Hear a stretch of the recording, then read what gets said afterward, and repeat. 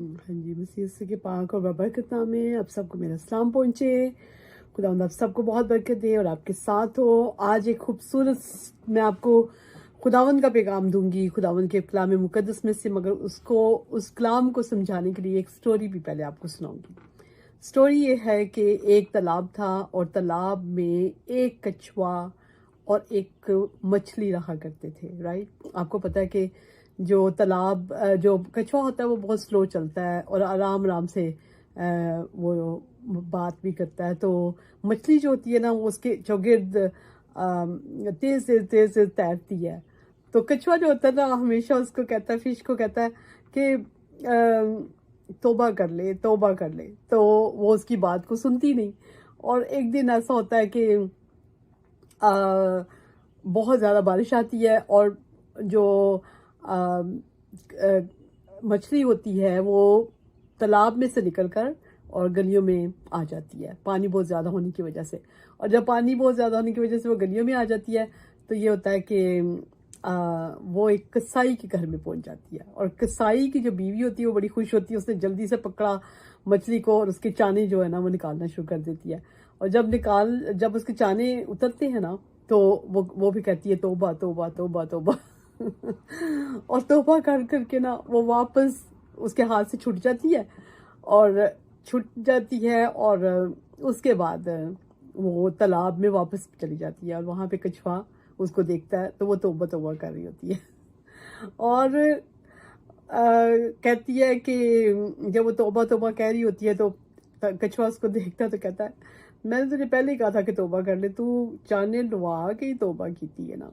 ठीक है ना। तो ये मैं आपको बताना चाहती हूँ कि हम में से बहुत से हैं जिनकी आदत है कि वो चाने उतरवा के, यानी कि बहुत ज़्यादा मुश्किलात में पड़ के, बीमार होके, मुश्किल हालात को सह के फिर हम खुदा की तरफ आते हैं। तो हमें चाहिए कि हम मछली की तरह ना बने, बल्कि हम अच्छे तरीके से, जबकि हम तंदुरुस्त हों, खुदावंद की तरफ रुजू करें और खुदावंद के कलाम को पढ़ें, खुदावंद को सुबह शाम दोपहर सिजदा करें। क्योंकि बहुत से जो हैं आसमान के ऊपर फरिश्ते भी खुदा को सिजदा करते हैं। आपको पता है कि जितने खुदावंद ने पानी को, और जब खुदा ने तूफान को थमाया था, सब ने शागिर्दों ने खुदावंद को सिजदा किया। जब खुदावंद ने शिफाएं दी, सब ने सिजदा किया, सिजदा करते थे। आप देखिएगा चरनी में आके मजूसियों ने सजदा किया। जितने ज़्यादा आप देखेंगे कि सब खुदावंद को सजदा करते थे। लेकिन हम मसीहों की आदत नहीं है खुदावंद को सजदा करना। तो मैं आपको बहुत उभारना चाहती हूँ कि तौबा करें। तौबा करना जो है वो खुदावंद को पसंद है। बाइबल मुकद्दस में लिखा है कि जब आसमान पे एक गुनाहगार के तौबा करने वाले के बायस आसमान पे फरिश्तों के सामने खुशी होती है। तो फरिश्तों के, जब आप तौबा करेंगे तो फरिश्तों आपके लिए भी खुदावंद के फरिश्ते जो हैं वो खुशी करेंगे। और अगर आप पानी का बपतिस्मा जैसे यीशु ने दरिया यरदन में लिया था, और आप भी पानी का बपतिस्मा दरिया यरदन में लेंगे, तो आप देखिए, सॉरी, दरिया यरदन में ज़रूरी नहीं है, बल्कि आप ज़्यादा पानी में जब बपतिस्मा लेंगे तो आसमान से क्या आवाज़ आई थी यीशु के लिए, ये मेरा प्यारा बेटा है जिससे मैं खुश हूँ। तो आपके लिए भी ये आवाज़ आएगी कि ये मेरा प्यारा बेटी है, या मेरा प्यारा बेटा है जिससे मैं खुश हूँ।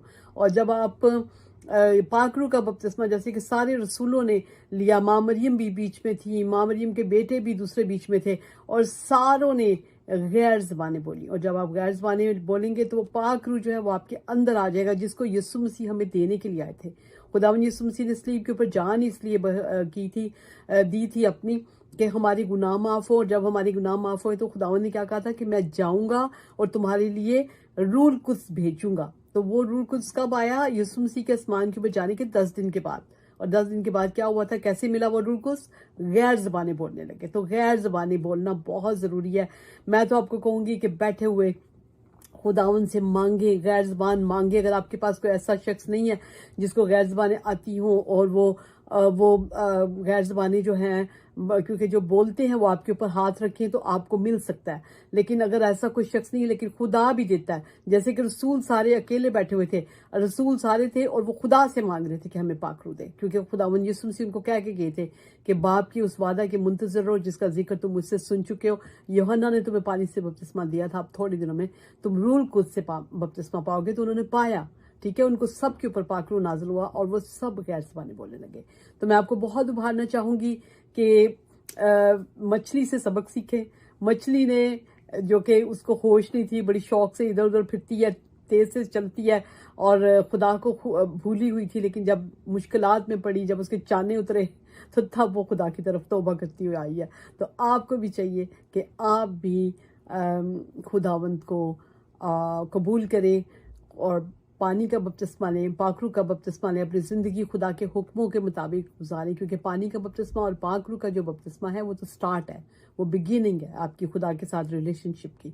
लेकिन जैसे ही आप पानी का बपतिस्मा और पाक रूह का बपतिस्मा पा लेते हैं तो उसके बाद आपकी ज़िंदगी खुदावंद के कलाम मुक़द्दस को पढ़ें, बहुत ज़्यादा पढ़ें और खुदावंद यीशु मसीह के कलाम मुक़द्दस को पढ़ के और उसके ऊपर अमल करें और खुदावंद आपको बहुत बरकत दे और आपके साथ हो। God bless you all. Bye bye.